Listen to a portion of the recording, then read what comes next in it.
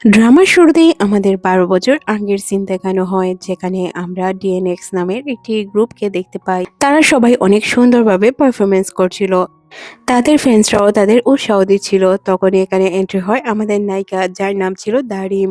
সে আমাদেরকে জানায় সে আগে অনেক চুপচাপ ছিল, কারোর সাথেই সে ভালোভাবে কথা বলতো না, সবসময় একা একা থাকতো। কিন্তু যখন থেকে সে এই কেপপ ব্র্যান্ডের ফ্রেন্ড হয়েছে, তখন থেকেই তার বন্ধু বান্ধব হতে শুরু করেছে।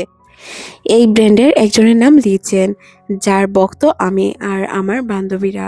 আমার আগে কোনো বান্ধবী না থাকলেও এখন আমার অনেকগুলো বান্ধবী রয়েছে, যারাও কিনা লিচেনের অনেক বড় ভক্ত। সে দেখতে অনেক হ্যান্ডসাম, যার কারণে আমি তাকে পছন্দ করি। সিন চলে আসে বর্তমানে, যেখানে আমরা আমাদের দারিমকে দেখতে পাই। ওইটা ছিল ১২ বছর আগের সিন, আর এটা হচ্ছে বর্তমানের সিন। ডিএনএক্স ব্র্যান্ডকে সাসপেন্ড করে দেওয়া হয়েছে। তারপরও লিজেনের অনেক বড় ভক্ত হচ্ছে আমাদের নায়িকা, যার কারণে তার পুরো রুম ভর্তি তার পিকচার। সে আমাদেরকে জানায় সে তার লেখাপড়া অলরেডি কমপ্লিট করে ফেলেছে। সে একটি ভালো কোম্পানিতে জবও করে। কিন্তু ঘটনা হচ্ছে, সে যেই কোম্পানিতে জব করে ওই কোম্পানিতে সবাই তাকে তেমন একটি ভ্যালু দেয় না। মিটিং রুমে সে যখন তার বক্তব্য প্রকাশ করতে চায় বা কোনো কিছু বলতে চায়, তারা তখন তাকে পিচ্চি বলে থামিয়ে দেয়। আর বলে সে এইসবের বিষয়ে কিছুই বোঝে না, তাই তাকে কোনো কিছু বলতে হবে না। মানে তাকে এক ধরনের অপমানই করা হয়, যার কারণে এই জবটি তার একদমই পছন্দ ছিল না। কিছুক্ষণ পর তার বান্ধবীদের সাথে তার দেখা হয়। সে তার বান্ধবীদের এই ঘটনাগুলো খুলে বলে। তার এই জব একদমই পছন্দ না, সে খুব তাড়াতাড়ি এই জবটি ছেড়ে দিবে। তখন তার বান্ধবীরা তাকে জানায় যে তার মা অনেক খুশি হয়েছিল যখন সে এই কোম্পানিতে জব পেয়েছিল। এখন তার জবটি ছাড়া উচিত হবে না। তার মা এতে অনেক বেশি কষ্ট পাবে। তখন সে তার বান্ধবীদের বলে, দেখ, মায়ের কথা তো অনেক ভেবেছি, তাই না? এক কাজ করি, আমি এই জবটি ছেড়ে দিয়ে অন্য কোনো জব জয়েন করি, তাহলে তো মা খুশি হয়ে যাবে। তখন তার বান্ধবীরা বলে, কি জব করবি? এই জবটা তো অনেক ভালো, অনেক বড় কোম্পানি। তখন তার নজর পড়ে তার ক্রাশের পিকচারের দিকে, যে কিনা কেপপ আইডল। তার একটি কোম্পানি রয়েছে যার নাম হচ্ছে এভেলো। এভেলো কোম্পানিটি মোটামুটি এতটা বড় নয়। তারপর সে এই কোম্পানিতে জয়েন করতে চায়। এটা যখন তার বান্ধবীদের বলে, তার বান্ধবীরা বলে, এত কোম্পানির জব রেখে তুই এখন এত ছোট একটি কোম্পানিতে জয়েন করবি? তখন সে জানায়, দেখ, কোম্পানি বড় আর ছোট এটা ইম্পর্টেন্ট নয়। আমি বড় কোম্পানিতেও জব করছি, ছোট কোম্পানিতে জবই করবো, তাই না? তো আমার একটি দিকে প্লাস পয়েন্ট কি জানিস? আমি আমার ক্রাশের সাথে দেখা করতে পারবো। যেহেতু তারাও ওই ক্রাশকেই পছন্দ করে, যার কারণে তারাও রাজি হয়ে যায়। বলে, আচ্ছা, আমরা তোকে সাপোর্ট করছি। এই কোম্পানিতে কিভাবে ঢোকা যায় তুই একটু খুঁজে দেখ। এদিকে আমাদের ডিএনএক্স গ্রুপের কথা বলা হয়। তারা ১৫ সালে নিজেদের জার্নি শুরু করেছিল। ১৭ সালে এসেই তারা একদম ফ্লপ হয়ে যায়। তারা যত তাড়াতাড়ি সাফল্য পেয়েছিল তত তাড়াতাড়ি নিচে পড়ে যায়। এর পেছনে তাদের সদস্যরই কিছু গাফলা ছিল, যার কারণে তারা আর উপরে উঠতে পারেনি। সবাই তাদেরকে বলে গেলেও আমাদের নায়িকা তাদেরকে বলতে পারেনি। সে তার ক্রাশকে তার মনের ভেতরেই জায়গা দিয়ে রেখেছে। তারপর থেকেই হিচেন অ্যাক্টিং শুরু করে দিয়েছিল, আর তার নিজের তো একটি বুটিক হাউস আছেই। আর যেটাতে চাকরি করার স্বপ্ন দেখছে আমাদের নায়িকা। সিন পরিবর্তন হয়। আমরা এসসি গ্রুপের চেয়ারম্যানকে দেখতে পাই, যে কিনা একটি মিটিং এর জন্য প্রস্তুত হচ্ছিল। কিছু কাগজপত্র দেখার পর সে কিছুটা হতাশ হয়, আর মনে মনে বলে, আচ্ছা, ৩০ বছর বয়সে একটি লোক কিভাবে এত সাকসেসফুল বিজনেস করতে পারে, এটাই তো আমি বুঝতে পারছি না। আচ্ছা, ওকে আসতে দাও। তখনই একজন হ্যান্ডসাম বয়কে আমাদের সামনে নিয়ে আসা হয়, যার নাম ছিল কাং। কাং ছিল দেখতে অনেক হ্যান্ডসাম, আর সে একজন সাকসেসফুল বিজনেসম্যান। সে এই এসি গ্রুপের সাথে একটি বিজনেস মিটিং এর জন্য এসেছে। মিটিং এ যাওয়ার রাস্তায় সে কিছু একটা তার চোখে পড়ে, কিন্তু সে এটাকে একটু এড়িয়ে তার মিটিং রুমে চলে যায়। মিটিংয়ে থাকা এখানে সব কাগজপত্র যখন সে চেক করে, তারপরে সে বলে ওঠে, আপনাদের কিছু কথা বলতে চাই। আপনারা আমাদের মতোই সেম ক্লথিং স্টোর শুরু করতে চাচ্ছেন? তখন সে বলে, কি বলছো? না তো, আমরা এভাবে কিছু শুরু করিনি। তখন সে বলে ওঠে যে, হ্যাঁ, আপনারা এই টাইপেরই কোনো বিজনেস শুরু করতে চাচ্ছেন, এটা আমি খুব ভালো করেই জানি। তখন এখানের সিও বলে যে, হ্যাঁ, হতেই পারে, যেহেতু এটা ট্রেন্ডিং তাই আমাদের প্ল্যান কিছুটা মিলেও যেতে পারে। তখন সে বলে, না, একদমই না। আমি যখন এদিক দিয়ে আসছিলাম তখন আমার নজরে পড়ে ওই প্ল্যানটা, যেটা আমি নিজে থেকে করে রেখেছি। মানুষের মাথায় আসা বুদ্ধিগুলো তো এক হতে পারে না, তাই না? আইডিয়াগুলো কিছুটা সেম মিলতে পারে এআই থেকে, কিন্তু আমার যে কাজ করার ধরন ওইগুলো তো আর মিলবে না। তখন সে বলে যে, তুমি কি বলে যাচ্ছ তুমি কোন কোম্পানির সাথে কথা বলছো? আমি অনেক বড় একটি কোম্পানি চালাই আর তোমার কোম্পানিটি শুধু শুরু করেছো। কাং তখন বলে, কোম্পানি বড় ছোট এটা তো ম্যাটার নয়, আপনি আমার আইডিয়া চুরি করেছেন, এটাই অনেক কিছু। তখন সে বলে যে তুমি বিজনেস মিটিংটি কি এখানেই ক্যান্সেল করতে চাচ্ছ? কাং তখন বলে, হ্যাঁ, আমি এই সব লোকেদের সাথে কখনোই বিজনেস করতে চাচ্ছি না। তখন এখানকার যে সিও উনি বলে ওঠে যে না, তুমি এইভাবে করতে পারো না, তুমি আমার সাথে বিজনেস করবে, আমি চাচ্ছি যে আমরা একসাথে বিজনেস করতে। তখন সে বলে, অবশ্যই না, আমি বেইমানদের সাথে বিজনেস করি না, অবশ্যই চোরের সাথে আমি কোনো সম্পর্ক রাখি না। অন্যদিকে আমাদের নায়িকাকে দেখানো হয় যে কিনা বসেছিল, সে এই গ্রুপ থেকে আজ রিজাইন দিয়েছে আর সে তার ড্রিম গ্রুপের জন্যই অপেক্ষা করছিল তাকে ওই কোম্পানি থেকে নেওয়া হয় কিনা। এটার জন্য সে এতটাই চিন্তিত ছিল যে সে নিজে ভালোভাবে শ্বাসই নিতে পারছিল না। যখন সে দেখতে পায় তার পছন্দের অ্যাভেনক কোম্পানি তাকে অ্যাকসেপ্ট করেছে, এটা দেখার পর তো সে লাফাতে শুরু করে। এতটাই খুশি হয় যে সে নাচতে নাচতে সামনে দিয়ে চলে আসে কাঙের সামনে। কাঙের সাথে তার এই প্রথম দেখা আর প্রথমেই ধাক্কা লেগে যায়।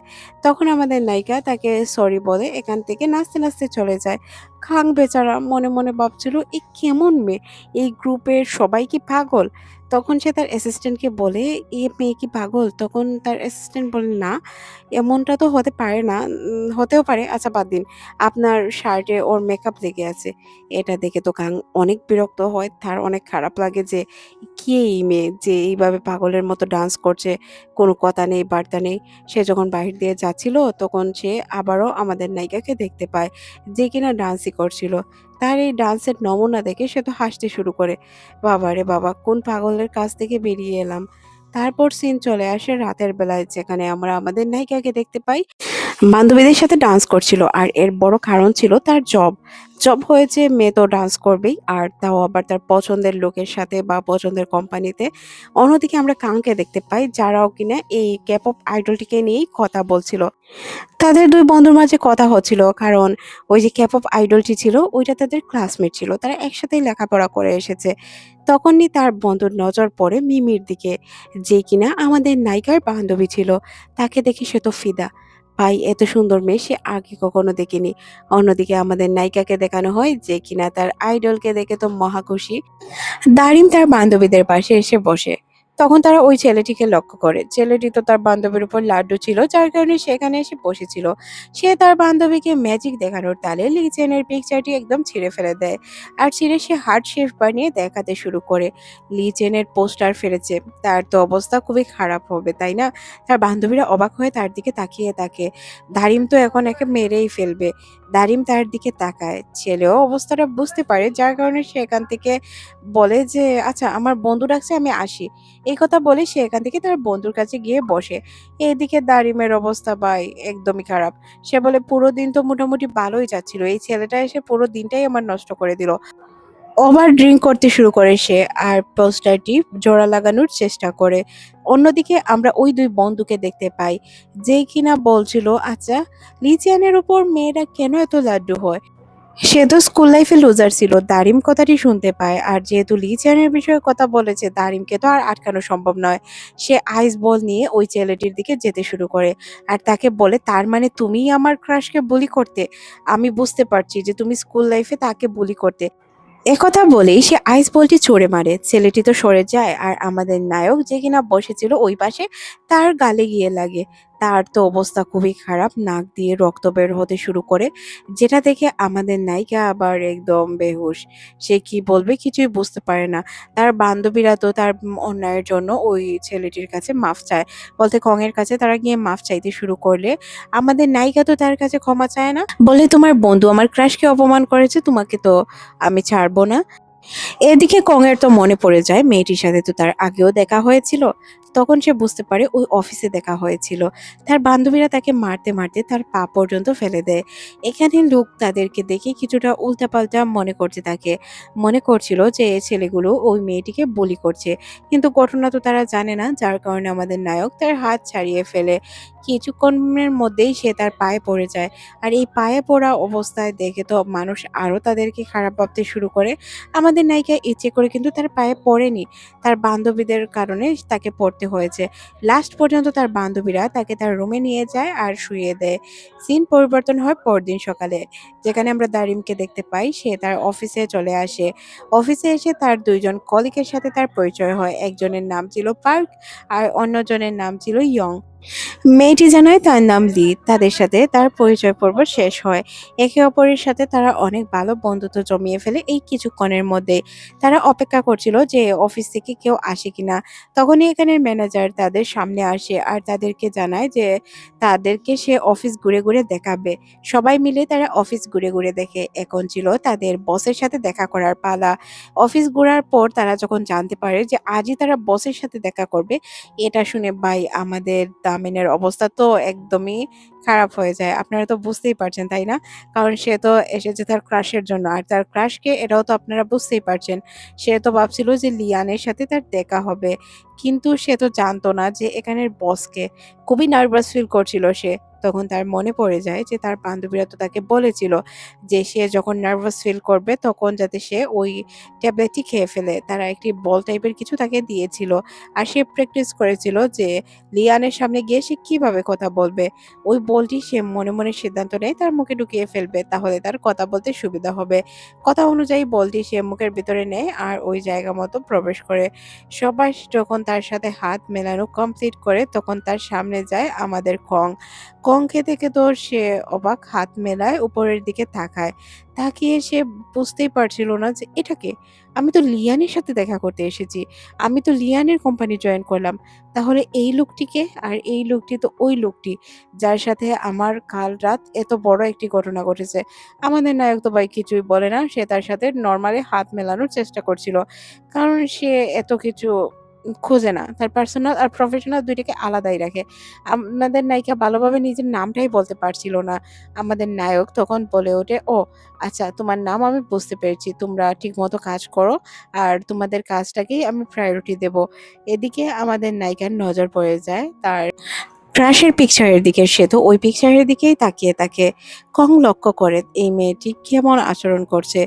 তাকে যখন সে ডাক দেয় তখনই ওই বলটি তার গলার ভিতরে আটকে যায়।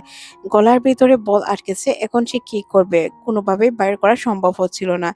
কং অনেক কষ্ট করে তার গলার ভেতর থেকে বলটি বের করে আনে। তখন সবাই থেকে জিজ্ঞাসা করে, "এই অদ্ভুত জিনিস কি? এটা কি খাচ্ছিলে তুমি?" তখন সে বুঝতেও পারে না যে কি বলবে। এখানে তার অবস্থা খুবই খারাপ হয়ে যায়। অনেক লজ্জা পায় সে। যখন সে তার ডেস্কে এসে কাজ করছিল, তখন সবাই তার দিকে তাকায়। সে কারো সাথে ঠিকঠাকভাবে কথাই বলছিল না। একটি লোক এসে বলতে শুরু করে, "জানো, আমাদের নতুন ইন্টার্নি এসেছে এখানে, যে কিনা আজ ফার্স্ট টাইমে বসের সামনে নিজের বেইজ্জতি করিয়ে নিল। মেয়েটিকে কি তোমরা চেনো?" তখন একজন ইশারা দিয়ে তাকে বলে, "ওই যে এই মেয়েটি।" যে লোকটি তাকে নিয়ে মজা নিতে যাচ্ছিল সে তো লজ্জায় এখান থেকে চলে যায়। কারণ এটা তো লজ্জা পাওয়ার কথা। যাকে নিয়ে আমরা মজা করছি সেই যদি সামনে চলে আসে, এটা তো খারাপ লাগার কথা, তাই না?